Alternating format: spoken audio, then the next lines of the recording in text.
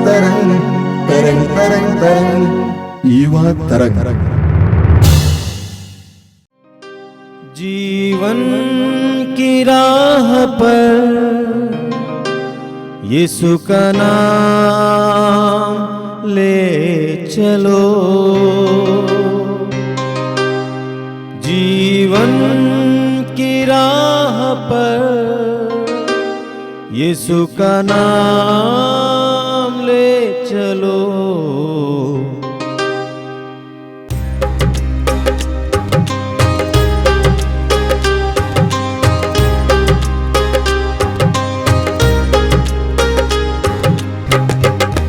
यीशु का साथ ले चलो, यीशु का प्यार दे चलो, यीशु का साथ ले चलो, यीशु का प्यार दे चलो। यीशु नाम नित्य ले लो, दिल में उसे बसा लो।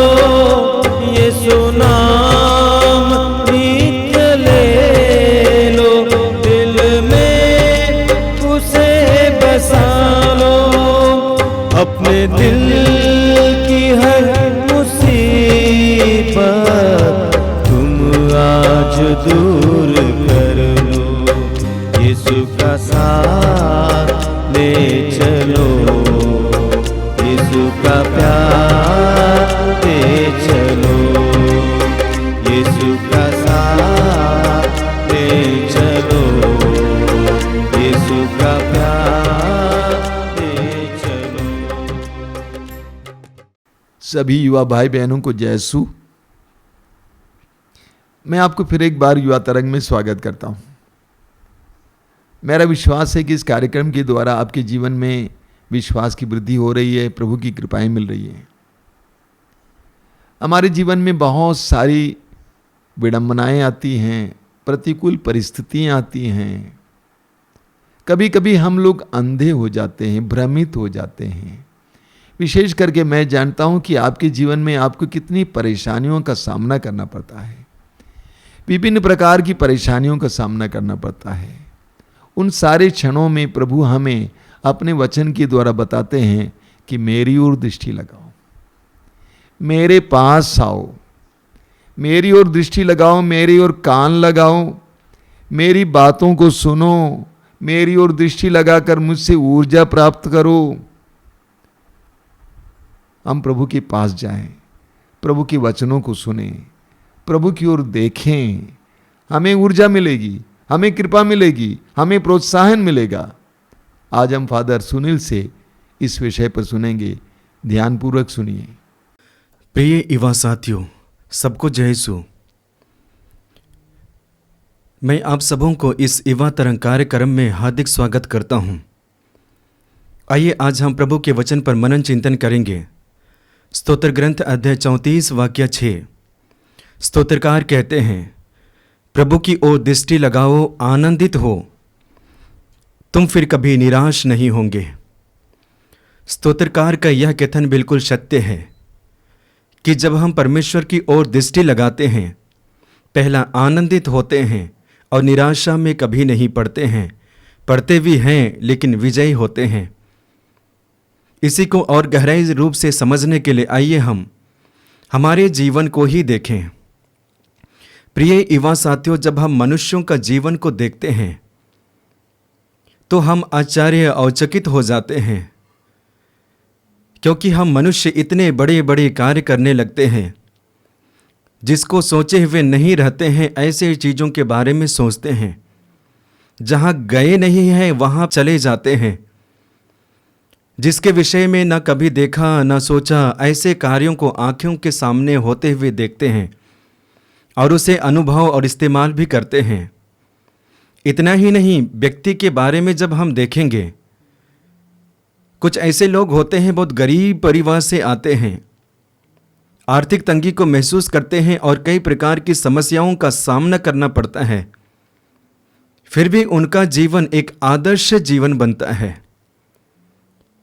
उनके गुण सद्गुण होते हैं, आचरण सुआचरण होता है, और इस तरह से हजारों और लाखों लोगों के जीवन में परिवर्तन लेके आते हैं। उनका आचरण आकर्षक होता है। क्यों? क्योंकि कारण यह है उनकी नज़रें प्रभु पर टिकी हुई है। जिन व्यक्तियों की नज़रें प्रभु पर टिकी हुई होती है वे हमेशा सफलता और सफलता के मार्ग पे चलते हैं, अच्छे गुणों और सत्य के मार्ग पे चलते हैं। लेकिन हम मनुष्य के जीवन में यह भी देखते हैं कुछ लोगों के अंदर में इतनी क्षमता है, गुण है, वे बड़े बड़े कार्य कर सकते हैं, जीवन को बदल सकते हैं, परिवार को भी बदल सकते हैं, समाज को भी बदल सकते हैं, एक सही दिशा में ले जा सकते हैं। लेकिन वही व्यक्ति गिर जाते हैं खाई में और उनका इमेज खराब हो जाता है, बर्बाद हो जाता है। क्यों? क्योंकि उनकी नज़रें सही व्यक्ति और सही जगह पे नहीं लगी हुई है। और इस तरह से जब हम मनन चिंतन करते हैं, स्तोत्रकार का यह वचन बिल्कुल सत्य होता है कि जो परमेश्वर की ओर दृष्टि लगाते हैं वे आनंदित होते हैं और कभी निराश नहीं होते हैं। आगे बोलचाल की भाषा में हम सुनते भी हैं, जैसे दृष्टि वैसे सृष्टि, जैसे दृष्टि वैसे सृष्टि, अर्थात अपनी दृष्टि के अनुसार मैं अपने जीवन को ढालता हूं। सुंदर उदाहरण आप देख लीजिएगा। यदि मेरी दृष्टि गलत है या हमारी दृष्टि गलत है, हमारी दृष्टि गलत चीज़ों पे है, गलत व्यक्तियों पे, गलत वस्तुओं पे, गलत संगति में, हम उसी दिशा में प्रवाहित होंगे, हमारा जीवन भी उधर ही झुकाव होगा। लेकिन यदि हमारी दृष्टि सही है तो हम सत्य के मार्ग पे चलेंगे और संपूर्ण हमारा जीवन सत्य होगा और सत्य से भरा हुआ होगा। और ऐसा जीवन व्यक्तियों के लिए आकर्षक बनता है और एक तरह से आदर्श बनता है। तो आज हम विश्वासियों के लिए संदेश यही मिला कि हमें अपनी दृष्टि को परमेश्वर की ओर उठाने की आवश्यकता है और उसका नतीजा आनंद। मत्ती के सुसमाचार अध्याय 6 वाक्य 22 में पढ़ेंगे। वचन इस प्रकार है, आँख शरीर का दीपक है। यदि तुम्हारी आँख अच्छी है तो तुम्हारा सारा शरीर प्रकाशमान होगा, किंतु यदि तुम्हारी आँख बीमार है तो तुम्हारा सारा शरीर अंधकारमय होगा। इसलिए जो ज्योति तुम में है यदि वही अंधकार है तो यह कितना घोर अंधकार होगा। वचन के जरिए प्रभु हमें संदेश देना चाहते हैं कि आँख ही हमारा दीपक है, आँख ही शरीर का दीपक है। लेकिन वही आँख, वही दृष्टि यदि सही है तो हमारा शरीर प्रकाशमान होता है, हम चमकते हैं, अंधकार में नहीं रहते हैं। लेकिन यदि हमारी दृष्टि गलत है, बीमार है, तो सारा शरीर अंधकारमय हो जाता है, सारा जीवन अंधकारमय हो जाता है। सुंदर उदाहरण हम अपने परिवार के बारे में ही ले सकते हैं। परिवार में काफ़ी सारे सदस्य हैं और उनमें से एक भी सदस्य यदि खराब है, उनके अंदर में तरह तरह की कमजोरी है, नशे की कमजोरी है, लड़ाई करने की कमजोरी है, झगड़ा करने की कमजोरी है, और इस तरह से अलग अलग प्रकार की कमजोरी है, तो उस व्यक्ति के जरिए परिवार में आशीष प्राप्त नहीं होती है। पूरा शरीर अंधकार तो होता ही है, लेकिन उसके जरिए घर भी अंधकारमय हो जाता है। लोग शांति से जीवन जी नहीं पाते हैं, आनंद से जीवन जी नहीं पाते हैं। क्यों? क्योंकि उस घर में उस व्यक्ति के जरिए अंधकार समा गया है। और इसी को समझाने के लिए प्रभु यीशु मसीह कहते हैं कि आँख ही हमारा शरीर का दीपक है। प्रिय युवा साथियों, इसलिए हमें अपनी दृष्टि को प्रभु में लगाने की आवश्यकता है और उसके जरिए हमारे जीवन में हम परिवर्तन देखेंगे। इतना ही नहीं, आगे हम वचन में पढ़ेंगे। स्तोत्र ग्रंथ अध्याय 101 वाक्य 3 में पढ़ते हैं। पुनः स्तोत्रकार कहते हैं, मैं अपनी आँखों के सामने कोई भी बुराई सहन नहीं कर सकता। स्तोत्रकार कहते हैं, मैं अपनी आंखों के सामने कोई भी बुराई सहन नहीं कर सकता। मैं पथभ्रष्टों के आचरण से घृणा करता हूं, वह मुझे आकर्षित नहीं कर सकता। ये हमारे लिए संदेश है कि हमारे आंखों के सामने में बुराई को आने नहीं देना है। जैसे ही बुराई हमारे आंखों के सामने में आने लगती है, हम उसमें गिरना शुरू करते हैं। क्यों? क्योंकि हमारी दृष्टि उस बुराई पे टिक जाती है और इसी वजह हमारा विकास नहीं हो पाता है। क्षमता है, कर सकते हैं, कार्य करने की इच्छा रखते हैं, क्रिएटिव कार्य करने की क्षमता रखते हैं, लेकिन नहीं हो पाता है क्योंकि दृष्टि गलत जगह पे है। आगे वचन में पढ़ेंगे, सुक्ति ग्रंथ अध्याय 4 वाक्य 25। वचन इस प्रकार है, तुम्हारी आंखें सीधे सामने की ओर देखा करें, तुम्हारी दृष्टि ठीक आगे की ओर टिकी रहे।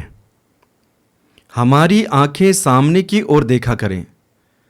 एग्जैक्टली बिल्कुल वचन सही कहता है कि हमारी आंखें आगे की ओर देखा करें। कोई व्यक्ति यात्रा करते करते यदि पीछे मुड़ना शुरू करता है, सबसे पहले वही ठोकर खाता है।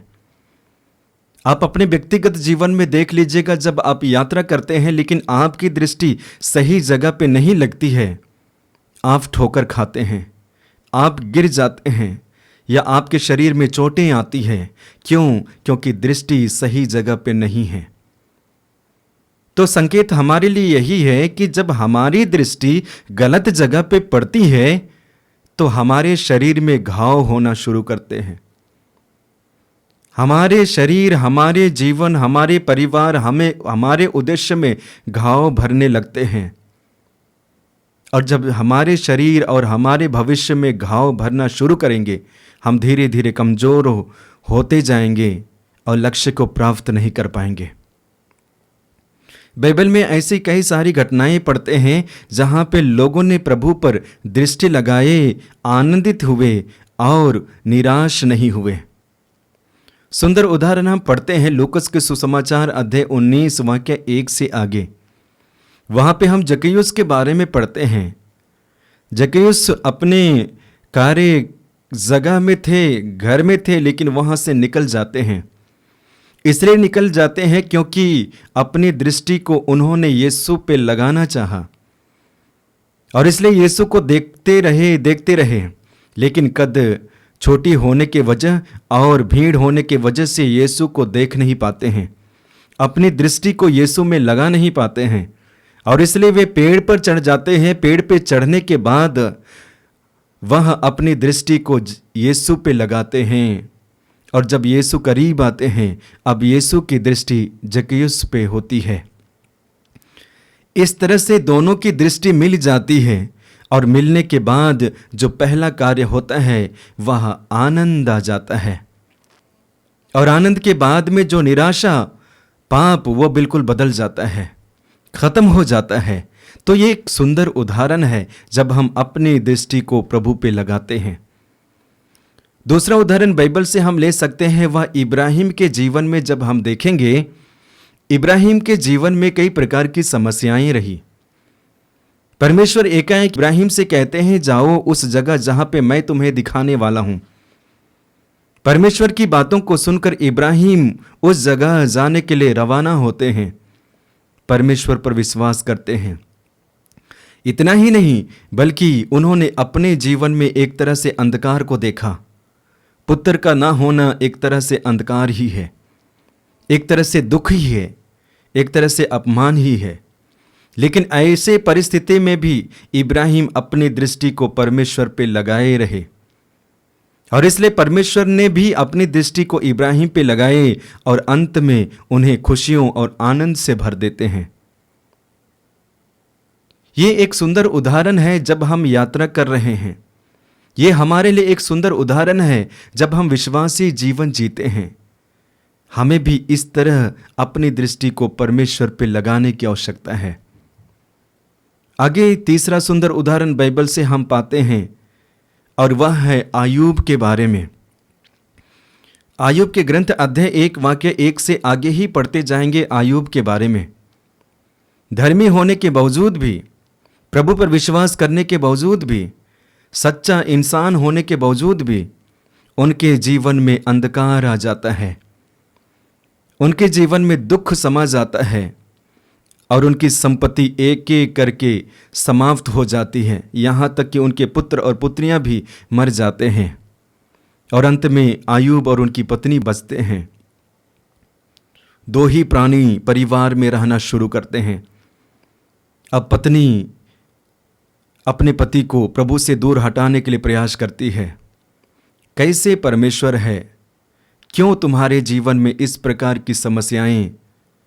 लेकिन आयूब अपनी दृष्टि को परमेश्वर से नहीं हटाते हैं, अपनी दृष्टि को परमेश्वर में ही लगाए रहते हैं और अंत में परमेश्वर की दृष्टि उनके ऊपर में पड़ती है और वचन के अंतिम भाग में हम देखेंगे कि परमेश्वर उन्हें और 2 गुना दे देते हैं, खुशी और आनंद से भर जाता है। तो जब हम अपनी दृष्टि को परमेश्वर की ओर लगाते हैं तो हमारे जीवन में ऐसे कार्य होना शुरू करते हैं। तो आज हम जैसे भी जीवन जीते क्यों ना हो, पारिवारिक जीवन जीते क्यों ना हो, आर्थिक तंगी और गरीबी को महसूस क्यों ना करते हों, या कार्य भी करते क्यों ना हो, या अच्छे कार्य करते क्यों ना हो, हमें अपनी दृष्टि को परमेश्वर की ओर लगाने की आवश्यकता है। विशेष करके हम युवा साथियों को ये करने की आवश्यकता है, क्योंकि जिस माहौल में हम बढ़ रहे हैं उस माहौल में कई सारी चीज़ों को पनपते हुए हम देख रहे हैं। अच्छाई को बुराई को, अंधकार को प्रकाश को, अज्ञानता को ज्ञान को। लेकिन इन सारी चीज़ों में हमें अच्छाई को चुनने की आवश्यकता है और अच्छाइयों में अपनी दृष्टि को लगाने की आवश्यकता है। क्रिस्त में प्रिय युवा साथियों, जब हम अपनी दृष्टि को गलत जगह पे लगाते हैं उनका असर भी हम बाइबल में पढ़ते हैं। विशेष करके दानियेल के ग्रंथ अध्याय 13 वाक्य 1 से आगे पढ़ेंगे। वहाँ पे सुसन्ना के बारे में पढ़ते हैं और उनके परिवार में मिलने वाले 2 न्यायकर्ताओं के बारे में। वहाँ आने के बाद में न्यायकर्ताओं में और उनकी दृष्टि गलत जगह पे पड़ी और उसी का नतीजा अंत में हम देखते हैं, यानी कि दुख, निराशा और इसके बाद में मृत्यु।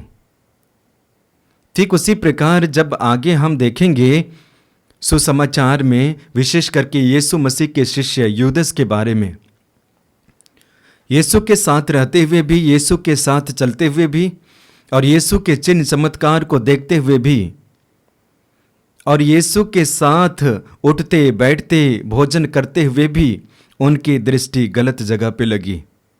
कहाँ पे? पैसों पे, धन पे। और हमेशा उनकी दृष्टि वहीं पे थी, पैसों पे, पैसों पे। और अंत में क्या होता है? पैसों के चलते उन्होंने यीशु को बेचा और अंत में उन्होंने फांसी लगाई। क्यों? क्योंकि दृष्टि गलत जगह पे पड़ी, दृष्टि गलत जगह पे लगी।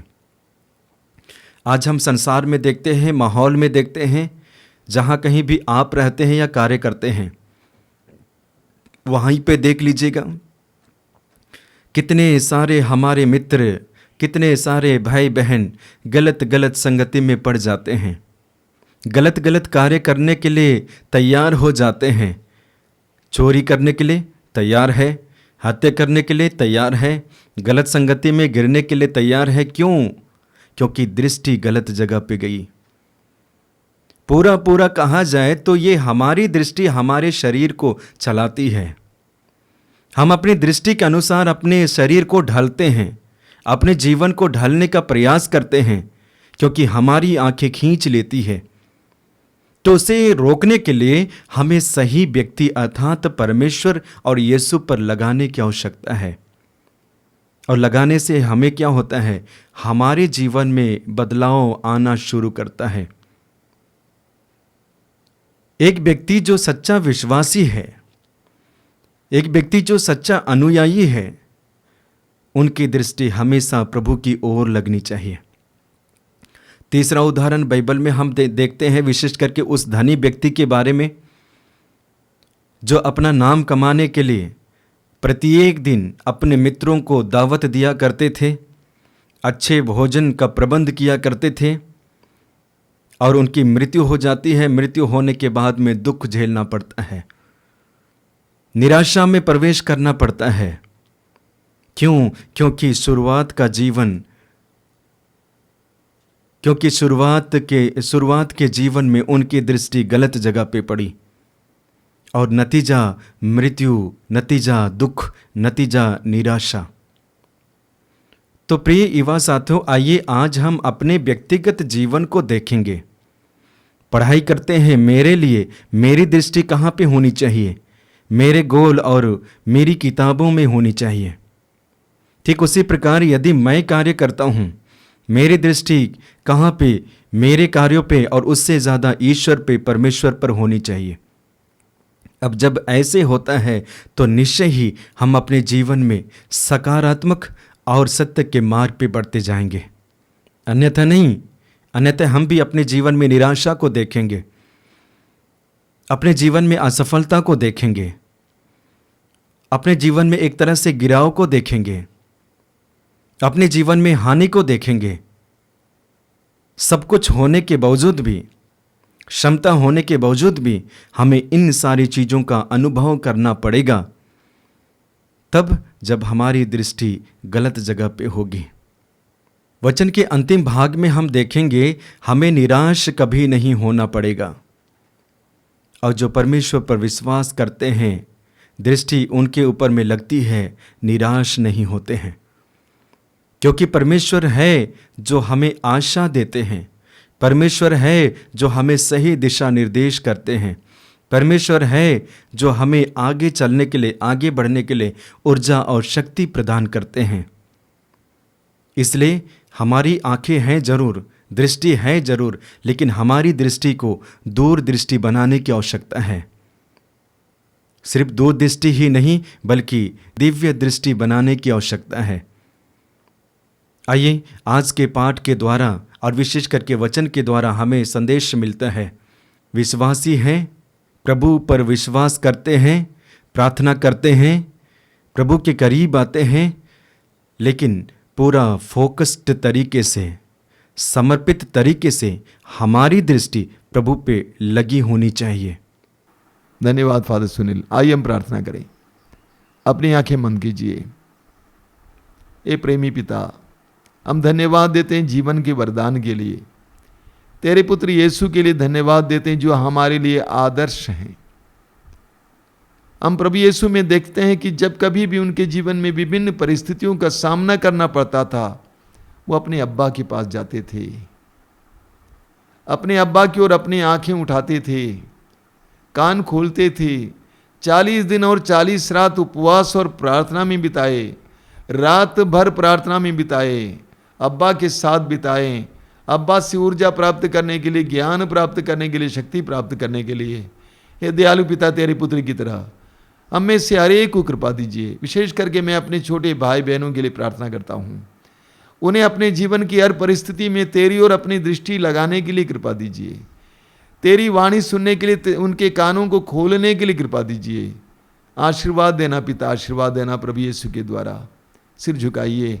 सर्वशक्तिमान परमेश्वर पिता और पुत्र और पवित्र आत्मा आप लोगों को आशीर्वाद प्रदान करें। आमीन।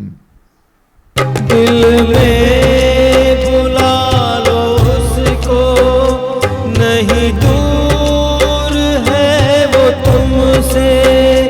दिल में बुलाओ उसको, नहीं दूर है वो तुमसे। सब पापों को मिटा कर करता वो प्यार तुमसे। यीशु का साथ ले चलो, यीशु का प्यार ले चलो, यीशु का प्यार ले चलो, यीशु का साथ ले चलो। जीवन की राह पर यीशु का नाम ले चलो,